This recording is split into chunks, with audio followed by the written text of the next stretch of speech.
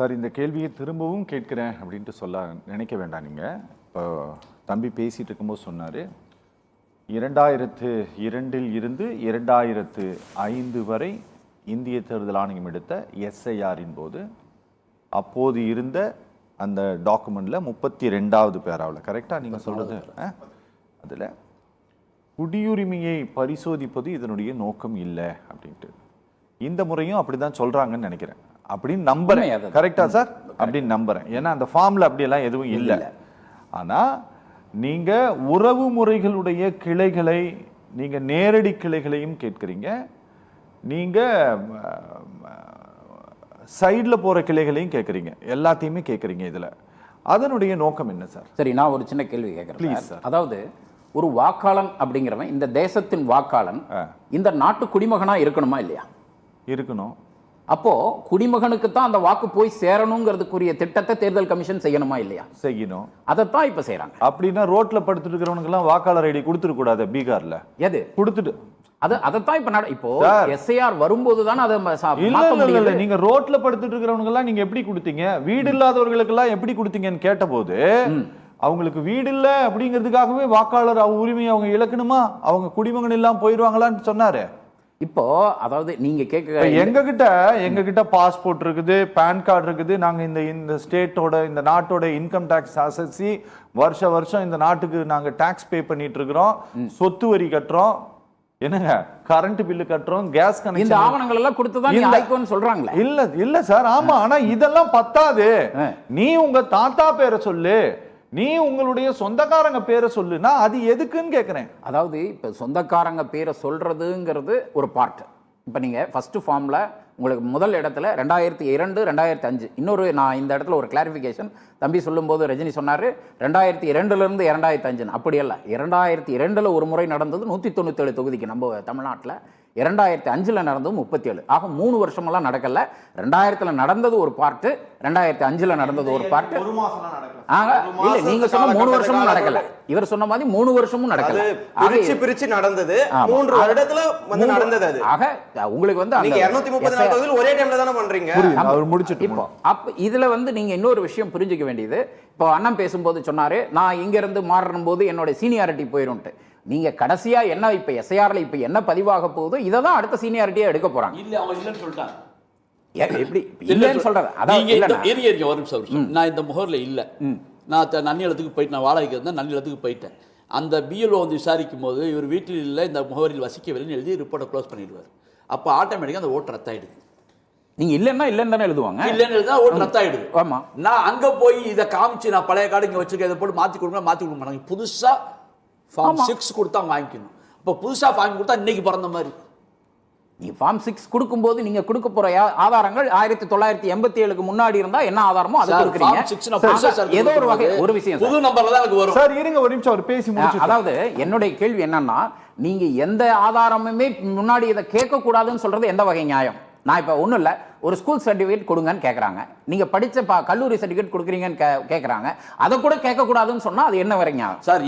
ஏதோ ஒரு ஆதாரம் உங்களுக்கு 87க்கு முந்தைய ஆதாரம் என்ன, 87க்கு பின்னாடி பிறந்தவங்களுக்கு இந்த ஆதாரங்கள், அதில் தந்தையோ தாயோ யாரை பற்றி குறிப்புங்கிறது கேட்குறாங்க.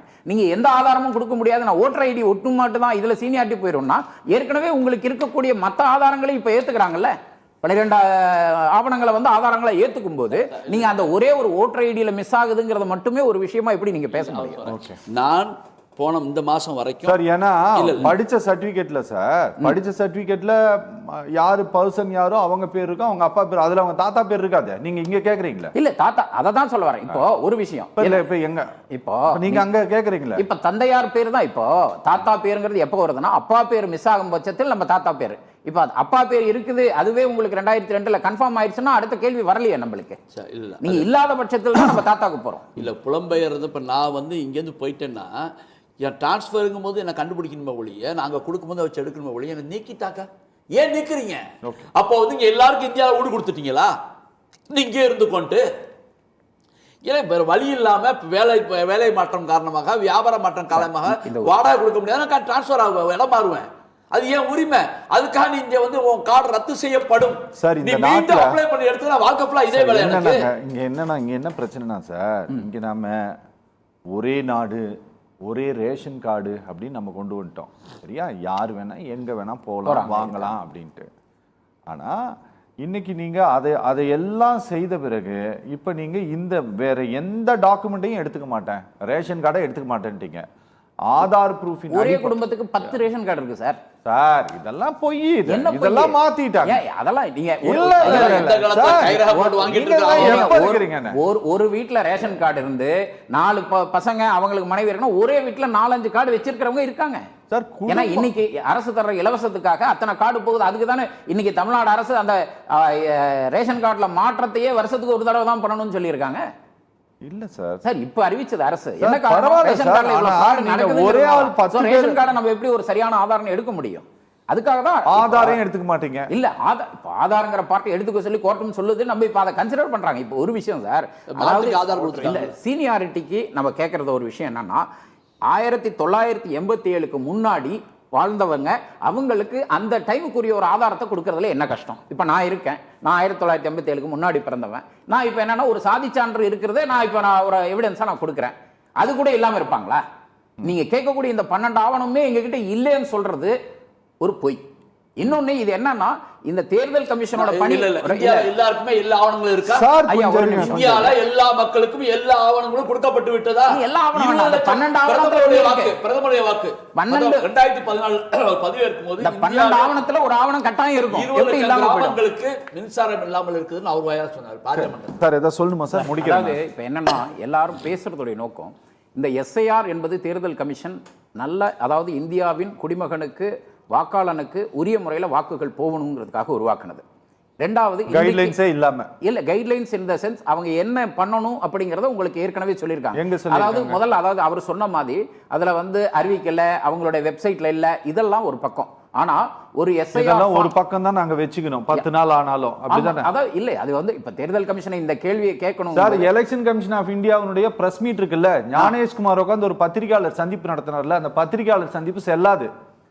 ஏன் சொல்றேன்னா, ஆபீஷியல் பேப்பர்ல கொடுத்தாதான் ஜெல்லும் கோர்ட்ல.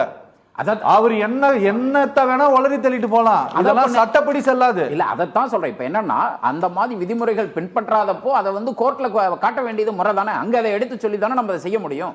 நீங்க பொதுமக்கள் இல்ல சார், அதாவது இவங்க வெளியிட மாட்டாங்க. நாங்க 10 நாள் ஆன பிறகு கோர்ட்டுக்கு போய் இதை சொல்லணும். 10 நாள் இல்ல, நீங்க இது வெளியே எஸ்ஐஆர் 4ஆம் தேதி இருந்து வரப்போகுதுன்னு சொல்லும் போதே நீங்க போயிருக்கலாமே. அதுக்குரிய சிஸ்டம் இது வரல. இல்ல, நாங்களும் இப்ப என்ன கேக்குறோம்னா, எங்களை பொறுத்தளவு அவங்க இந்த ஆவணங்கள் வேணும், இந்த மாதிரி சிஸ்டம் அடாப்ட் பண்ணணும்ங்கறது ஆல்ரெடி தெரிவிச்சிட்டாங்க. சார் நீங்க புரிஞ்சுக்கங்க ஒண்ணு, நீங்க பீகார் தேர்தல் சம்பந்தப்பட்ட அந்த எஸ்ஐஆர் தொடர்பான வழக்கில் இன்னும் ஃபைனல் ஜட்ஜ்மெண்ட் கொடுக்கல. ஆமா, சரிங்களா? ஃபைனல் ஜட்ஜ்மெண்ட் அதுல வரல.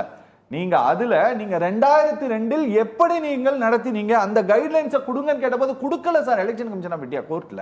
அது அவங்களோட அப்பவும் கொடுக்கல. சரி, இப்போ நீங்க நடத்துறீங்களா, இப்போ என்ன கைட்லைன்ஸ் நடத்துறீங்கன்னு கேட்டா இப்பவும் கொடுக்கலன்னா என்ன அர்த்தம்? இல்ல, இப்ப கைட்லைன்ஸ்ங்கறத அவங்கள பொறுத்தளவு இப்ப சொன்னதே போதும்னு நினைச்சிருக்கலாம். இப்ப இத ஃபர்தரா நீங்க நினைச்சுக்குவாங்க. ஆமா, இப்ப ஒரு விஷயம் சார், தேர்தல் கமிஷன் அவங்க எங்களோட எல்லாத்தையும் கேட்பாங்க, பூர்வீகத்தை மொத்தத்தையும் நோண்டி எடுப்பாங்க.